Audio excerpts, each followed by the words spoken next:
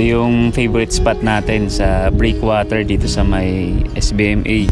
Gusto ko dito kasi open yung area, so makikita mo lahat ng paligid mo. Sobrang ganda ng tanawin, nakaka-relax. Siguro sa isang araw dapat meron tayong yung break, yung bagay na makakapagtanggal ng mga iniisip mo o kung may mga plans ka.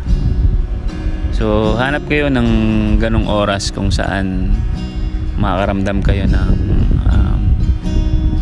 peace of mind. Sobrang kalmado lang. So yun, napakahalaga nun sa isang araw. Kahit saglit lang. Pwede kayo mag-pray, pwede kayong mag-isip kung ano man yung mga plans nyo. Dami tayong pinagdadaanan. Kaya kailangan din natin ng kahit sandaling pahinga.